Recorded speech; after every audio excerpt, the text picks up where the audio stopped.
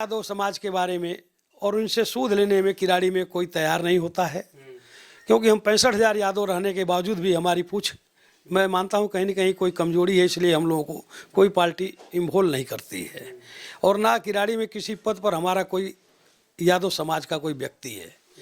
हमारा ये मानना है कि अगर किराड़ी का जब तक यादवों को ऊंची कोटि से नहीं देखा जाता है, सम्मान से नहीं देखा जाता है, तो आदर्श यादव अपनी अपेक्षा बैठ कर करके मीटिंग संशोधन करने के बाद जो निर्णय लेगी कि किराड़ी में हमें क्या करना है। अभी हम लोग सोच रहे हैं, अभी समय है इलेक्शन का, अभी टाइम है। अगर समाज के बारे में अगर कोई भी पार्टी हमारी सोचती है और टिकट भी देने का अगर प्रयास कोई कर देती है तो उनकी दिल की गहराई से हार्दिक स्वागत और अभिनंदन हम लोग करेंगे, क्योंकि 64,000 यादव होने के बावजूद जो पार्टी नहीं पूछ रही है, और कोई पार्टी अगर यादवों की तरफ से किसी यादव, हम नहीं चाहते कि हमें ही मिले, किसी यादव को अगर जिम्मेदारी दी जाती है तो सारे हमारा समाज उसके साथ 60,000 यादवों को दरकिनारा किया जा रहा है, उससे हम लोग आहत हैं।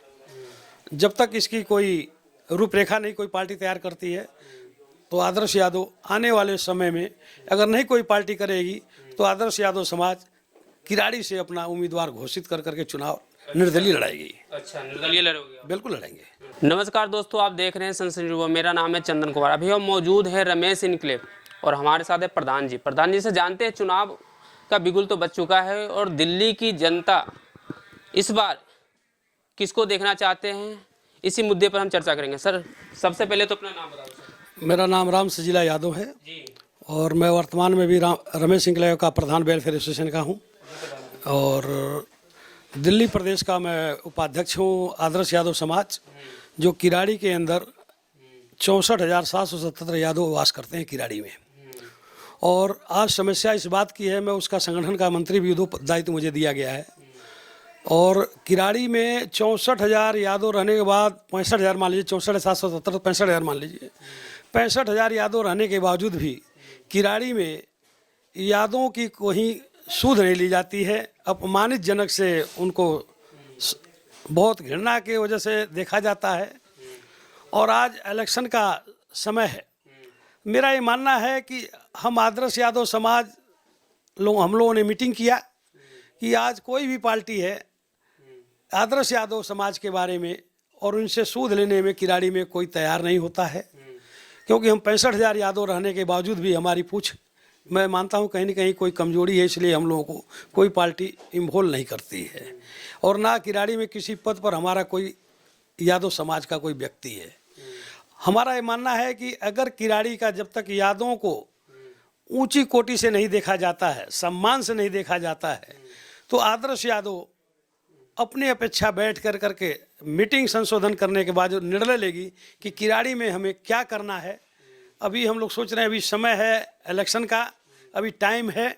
अगर समाज के बारे में अगर कोई भी पार्टी हमारी सोचती है और टिकट भी देने का अगर प्रयास कोई कर देती है तो उनकी दिल की गहराई से हार्दिक स्वागत और अभिनंदन हम लोग करेंगे, क्योंकि 64,000 यादव होने के बावजूद जो पार्टी नहीं पूछ रही है, और कोई पार्टी अगर यादवों की तरफ से किसी यादव, हम नहीं चाहते कि हमें ही मिले, किसी यादव को अगर जिम्मेदारी दी जाती है तो सारे हमारा समाज उसके साथ तन मन से धन से लग जाएगा और हम आगे रूपरेखा उसका देने के तैयार होंगे, क्योंकि आदर्श संस्था है। आदर्श बनाने के लिए हम लोग हर एक प्रयास करेंगे कि किराड़ी में आदर्श की कोई भी कमी हो तो उसको आदर्श बनाया जाए, ये हमारी अपनी सोच है। सर, किराड़ी में 10 साल में क्या विकास हुआ? विकास हुआ है किराड़ी की? हम विकास के मामले में यहाँ कमियाँ जो है, जितने भी लोग यहाँ के इंजीनियर डिपार्टमेंट के आते हैं, हम उनको जिम्मेदार ठहराते हैं।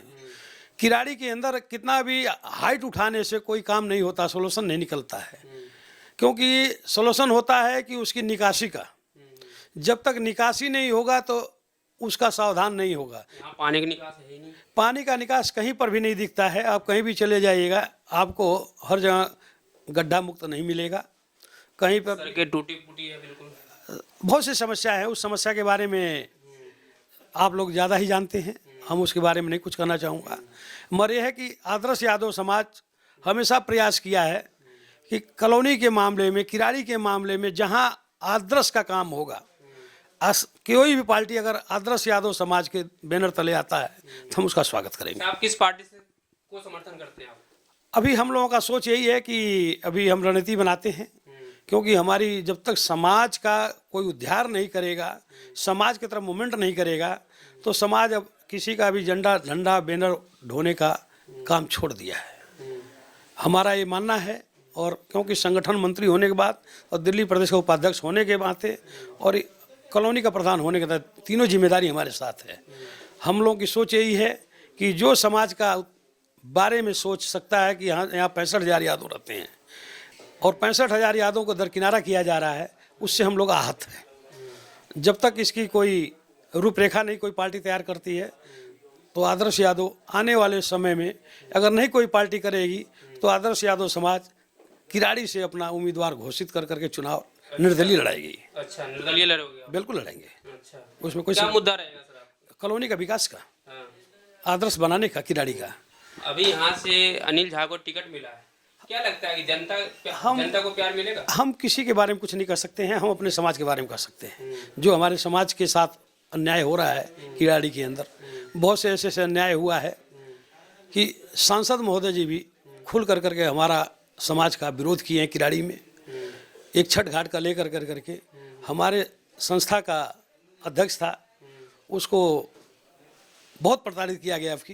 अच्छा, उसके मामले में हम लोग गंभीर से उसका मुद्दा उठाएंगे, और हाँ बिल्कुल उठाएंगे। और हमारा समाज किराड़ी के अंदर अगर नहीं कोई पार्टी अगर अछूत मानती है हम लोगों को कि हम अछूत हैं, तो अछूत ही रहेंगे, मगर किराड़ी में आदर्श यादव बैनर तले अपना उम्मीदवार हम लोग ये संगठन का तैयार करके निर्दलीय उठाएंगे। अच्छा, किसकी सरकार बननी चाहिए दिल्ली में, क्या लगता है? भाई साहब वो तो वक्त बताएगा, अभी हम कुछ नहीं बताएं, क्योंकि हमारी दिल्ली प्रदेश की संस्था है। हम किराड़ी में ही 65,000 यादव हैं, तो हम 70 विधानसभा में जाएंगे। अच्छा, और 70 विधानसभा में इसकी मुद्दा उठाने का प्रयास पूरी करेंगे कि हमें किसका सपोर्ट करें या ना करें। हमारी ताकत जहाँ दिखेगी हम निर्दलीय भी उम्मीदवार उठाने का प्रयास करेंगे। ये आप लोगों के माध्यम से मैं बताना चाहूँगा।